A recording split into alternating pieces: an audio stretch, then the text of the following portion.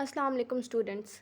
Today I will start chapter number 5 which is states of matter. और states of matter में मैं आपके साथ पहले डिस्कस करूँगी गैसेस की स्टेट को और आज मैं आपको बताऊँगी प्रॉपर्टीज़ ऑफ गैसेस के बारे में।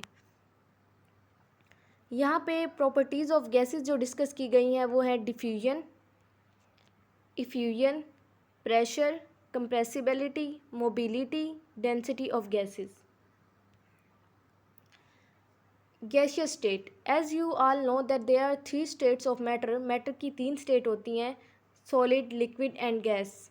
और जो गैसियस स्टेट होती है, क्योंकि वो जो स्टेट है वो सिमिलर है, तो सिमिलर स्टेट होने की वजह से जो गैसेस हैं, all the gases they have similar physical properties.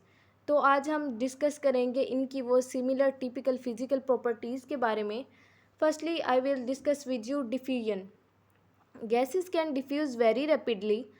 Gases जो होती हैं वो बहुत जल्दी, बहुत तेज़ी से डिफ्यूज़ होती हैं। और डिफ्यूजन क्या है हमारे पास? Diffusion is defined as spontaneous mixing of molecules by random motion and collisions to form a homogeneous mixture. Diffusion basically एक स्पॉन्टेनियस मिक्सिंग है, खुद ब खुद मिक्सिंग अप ऑफ है मॉलिक्यूल्स।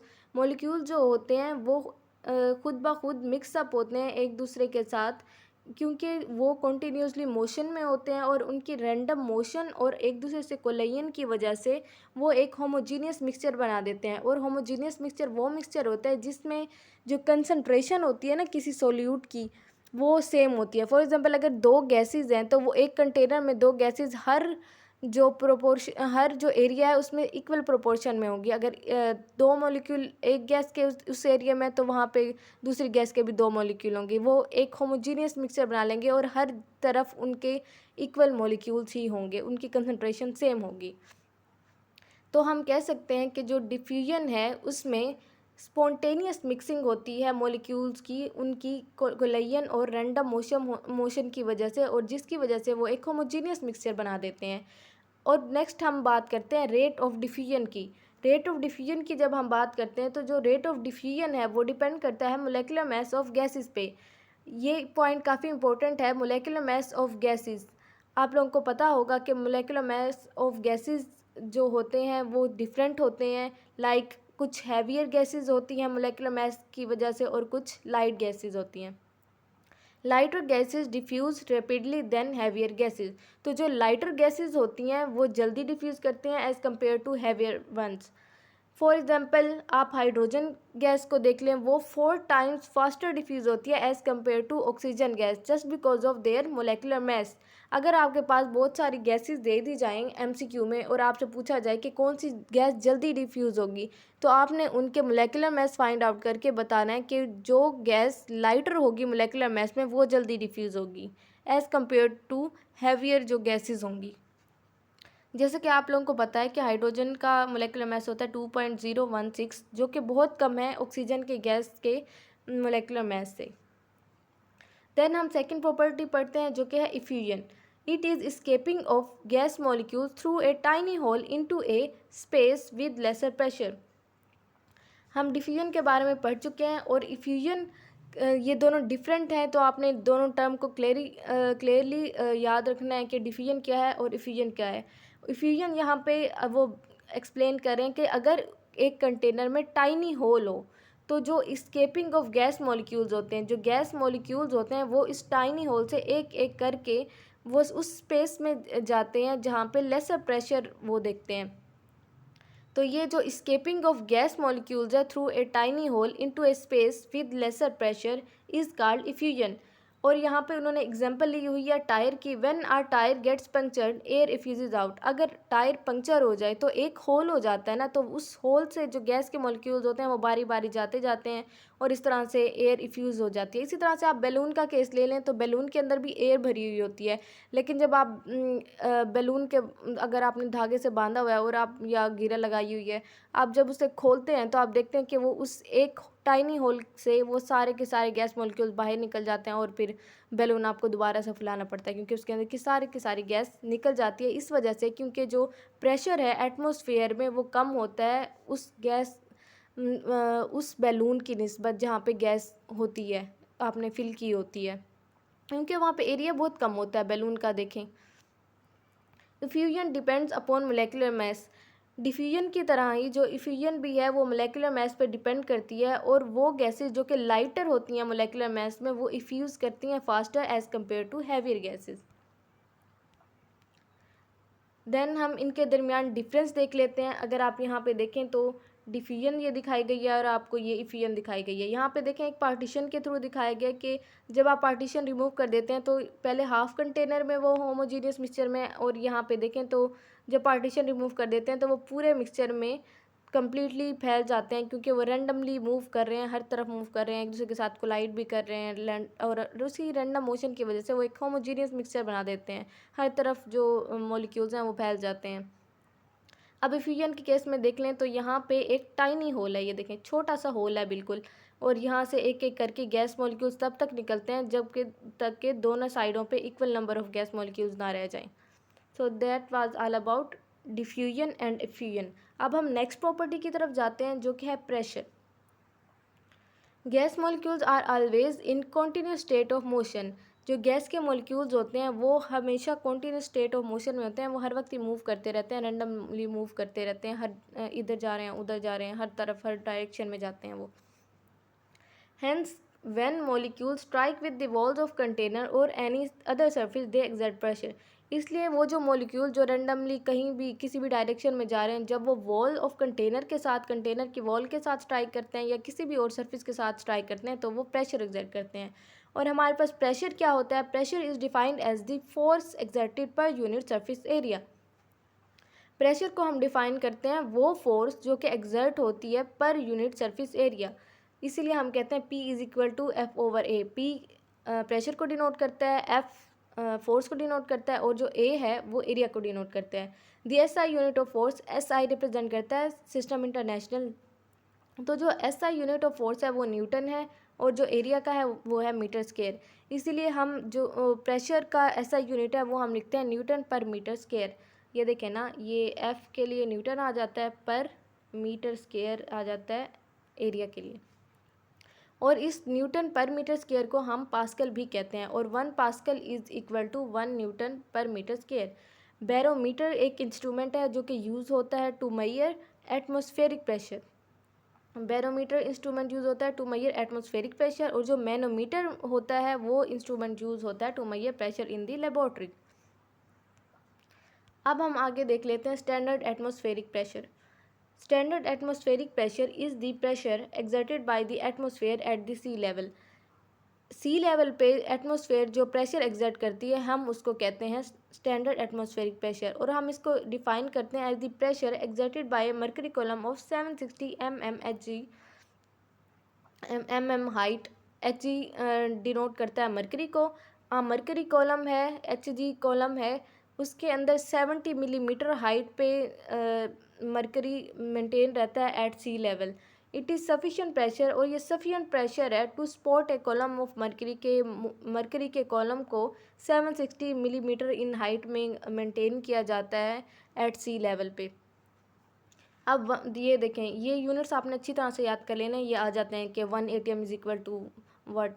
मैंने आपको पीछे बताया कि 1 ATM मैंने आपको पीछे बताया कि जो प्रेशर को हम ज़्यादातर पास्कल कहते हैं, और उसको ऐसे यूनिट से रिप्रेजेंट करते हैं 1 pascal is equal to newton per metre square. इसी तरह से आपने इन चीज़ों को भी याद कर लेना है कि 1 एटमॉस्फेरिक प्रेशर जो है वो इज़ इक्वल टू होता है 760 millimetre of Hg, millimetre height, ठीक है। और ये Hg इसको ज़्यादातर लिखा जाता है, ये ऑफ नहीं लिखा जाता। तो 760 Hg इज़ इक्वल टू 760 टोर। और ये देखें जो 1 Hg है वो 1 टोर के बराबर है। ये देखें ये दोनों, अगर 1 Hg है तो वो 1 टोर के बराबर है, तो जाहिर सी बात है 760 Hg है तो वो 760 टोर के बराबर होगा। और जो 760 टोर है वो 101325 न्यूटन पर मीटर स्क्वायर के बराबर है, या 101325 पास्कल के बराबर। जैसे कि मैंने अभी आपको बताया था कि 1 pascal is equal to 1 newton per metre square, इसीलिए कहते हैं 101325 newton per metre square is equal to 101325 pascal. Then हम नेक्स्ट प्रॉपर्टी की तरफ आ जाते हैं जो कि है compressibility. Gases are highly compressible. Gases जो होते हैं वो बहुत ज़्यादा कंप्रेसिबल होते हैं, हम उनको दबा सकते हैं due to empty spaces between their molecules. आप लोगों को ये बात पता है कि जो गैसेज होते हैं उनके दरमियान बहुत ज़्यादा एम्प्टी स्पेसेस होते हैं, तो इतनी ज़्यादा एम्प्टी स्पेसेस मॉलिक्यूल्स के दरमियान होने की वजह से वो हाईली कंप्रेसिबल होती हैं। व्हेन गैसेज आर कंप्रेस्ड, और जब गैसेज को कंप्रेस किया जाता है तो जो मॉलिक्यूल्स दूर दूर होते हैं वो क्योंकि एरिया कम हो जाता है वो, तो उनके पास कम एरिया होता है जिसमें वो आराम से फैल सकते हैं। इसीलिए कम एरिया होने की वजह से, कंप्रेस्ड स्टेट में होने की वजह से मॉलिक्यूल्स क्लोज़र हो जाते हैं, एक दूसरे के करीब आ जाते हैं और वो लेस वॉल्यूम ऑक्यूपाई करते हैं as compare to the volume in uncompressed state. जाहिर सी बात है अनकम्प्रेस्ड स्टेट में उनके पास इतना सारा एरिया है वो वहाँ पे फैल सकते हैं, लेकिन जब कंप्रेस्ड स्टेट है उसमें तो उनके पास कम एरिया है जिसकी वजह से मॉलिक्यूल्स एक दूसरे के काफ़ी करीब आ जाते हैं और इसलिए लेस वॉल्यूम को ऑक्यूपाई करते हैं। अब यहाँ पे डायग्राम में आपको कंप्रेसिबिलिटी की स्टेट दिखाई भी गई है कि ये देखिए molecules closely spaced not easily compressible. यहाँ पे वो कह रहे हैं कि जो लिक्विड है ना, लिक्विड में कंप्रेसिबिलिटी कम होती है, लेकिन ये जो गैसेज हैं ये हाईली कंप्रेसिबल हैं। ये देखें इतनी ज़्यादा इनके अंदर स्पेसेस हैं, मॉलिक्यूल्स वाइडली स्पेस्ड होते हैं गैसेज में, इसलिए ये हाईली कंप्रेसिबल होते हैं। ये देखें ये गैसेज के स्टेट में देख लें, लिक्विड में तो हम बहुत कम कंप्रेस कर सकते हैं, तकरीबन ना होने के बराबर ही कंप्रेस होती है क्योंकि वो पहले इतनी उनके दरमियान स्पेसेस कम हैं। लेकिन जब हम गैस के स्टेट में देखते हैं तो इतनी ज़्यादा स्पेसेस होने की वजह से, वो वाइडली स्पेस्ड होने की वजह से मॉलिक्यूल जो हैं वो एक दूसरे के करीब आ जाते हैं जब हम कंप्रेस करते हैं, इसीलिए जो गैसेस हैं वो हाईली कंप्रेसिबल हैं। अब हम नेक्स्ट प्रॉपर्टी के बारे में देखते हैं जो कि है mobility. Gases molecules are always in state of continuous motion. ये पहले भी कई दफ़ा बात हो चुकी है कि वो कॉन्टीन्यूस मोशन में ही होते हैं, हमेशा हर डायरेक्शन में रैंडमली मूव करते हैं। They can move from one place to another because gas molecules possess very high kinetic energy. और ये रैंडमली मूव क्यों करते हैं? क्योंकि ये पोजेस करते हैं वेरी हाई काइनेटिक एनर्जी। जिसकी एनर्जी ज़्यादा होती है उसे सुकून नहीं होता, वो इधर से उधर मूव कर रहा है, कभी इधर बैठ रहा है कभी उधर, इसीलिए क्योंकि इनके अंदर भी हाई काइनेटिक एनर्जी होती है इसीलिए इनको सुकून नहीं होता और ये एक प्लेस से दूसरी प्लेस जाते रहते हैं और मूव करते रहते हैं। और यही इनकी प्रॉपर्टी है मोबिलिटी, यही मूव करने को ही कहते हैं। They move through empty spaces that are available for the molecules to move freely.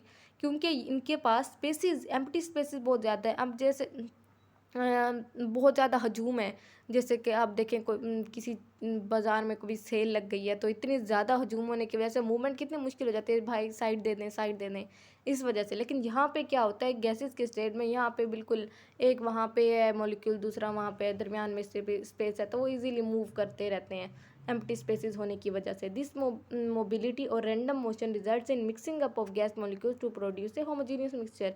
और ये जो यहाँ पे ये होता है कि ये गैस, एक गैस के मॉलिक्यूल्स होते हैं या दो गैस के मॉलिक्यूल्स होते हैं, तो वो हर जगह इक्वल ही रेशो में जा रहे होते हैं, प्रोपोर्शन में, कि वो होमोजीनियस मिक्सचर बना देते हैं इस रैंडम मोशन की वजह से। ये अभी हमने डिफिजन में भी बात की है कि वो रैंडम मोशन करते रहते हैं और इनकी काफ़ी ज़्यादा मोबाइल होते हैं ना, इसलिए ये मूव करते रहते हैं हाई काइनेटिक एनर्जी की वजह से एक जगह से दूसरी जगह तक। अब हम इसकी लास्ट प्रॉपर्टी के बारे में पढ़ते हैं जो कि है density of gases. Gases have lower density than liquids and solid. जो गैसेज होती हैं उनकी डेंसिटी लिक्विड्स और सॉलिड की निस्बत बहुत कम होती है। It is due to light mass, क्योंकि जो गैसेज होती हैं उनके दरमियान बहुत ज़्यादा स्पेस होती है और उनका लाइट मैस होता है, मोर वॉल्यूम ऑक्यूपाइड करते हैं जो गैस मॉलिक्यूल्स होते हैं, लाइट मैस है और ये मोर वॉल्यूम ऑक्यूपाइड करते हैं, इसीलिए उनकी जो डेंसिटी है वो कम है। क्योंकि जो डेंसिटी होती है ना, वो होती है D=m/v। अगर मैस ज़्यादा होगा तो डेंसिटी ज़्यादा होगी, लेकिन यहाँ पे तो क्या है, यहाँ पे तो वॉल्यूम ज़्यादा होता है और मैस कम होता है, इसीलिए डेंसिटी इनकी कम होती है। Gas density is expressed in grams पर डेसीमीटर क्यूब। और जो गैस की डेंसिटी है उसको ग्राम्स पर डेसीमीटर क्यूब में इसीलिए मेजर करते हैं क्योंकि ये देखिए मैस का यूनिट है ग्राम और वॉल्यूम है decimetre cube. Volume decimetre cube से रिप्रेजेंट करते हैं इसका यूनिट। वेयर एज जबकि जो लिक्विड और सॉलिड की डेंसिटीज़ हैं वो एक्सप्रेस्ड होती हैं ग्राम्स पर सेंटीमीटर क्यूब में।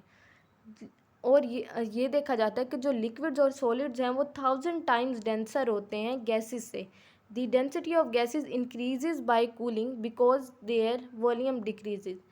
जो डेंसिटी होती है ना गैस की, वो इंक्रीज़ करती है अगर उसकी कूलिंग कर दी जाए। अगर कूलिंग करते हैं तो वॉल्यूम डिक्रीज़ हो जाता है, और वॉल्यूम डिक्रीज़ होने की वजह से जब ये वाली चीज़ डिक्रीज़ होती है ना वॉल्यूम, तो डेंसिटी है वो इंक्रीज़ कर जाती है। फॉर एग्ज़ाम्पल मिसाल के तौर पर अगर आप देख लें कि नॉर्मल एटमॉस्फेरिक प्रेशर पे जो डेंसिटी है ऑक्सीजन की वो है 1.4 पर decimetre cube eight 20 centigrade.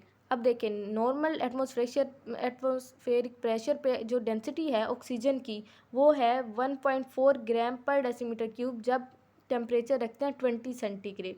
Temperature जब वो कम करते हैं यानी कि जब वो कूलिंग करते हैं तो कूलिंग करने की वजह से जो वॉल्यूम है वो डिक्रीज़ हो जाता है और इसकी डेंसिटी हो जाती है 1.5 ग्राम पर डेसीमीटर क्यूब। ये जो चीज़ है ना, वॉल्यूम का बढ़ जाना, वॉल्यूम का कम हो जाना, टेम्परेचर बढ़ने पे, टेम्परेचर कम होने पे, और ये ना प्रेशर का भी इससे काफ़ी लेना देना है। ये आगे आप पढ़ेंगे ना बॉयल्स लॉ और चार्ल्स लॉ, तो ये आपको इजीली क्लेरिफाई हो जाएगा, और ये काफ़ी इंटरेस्टिंग और बहुत ही ईजी टॉपिक है। आगे मैं आपको बॉयल्स लॉ और चार्ल्स लॉ पढ़ाऊँगी, तो होप सो आपको ईज़िली ये समझ आ जाएगा।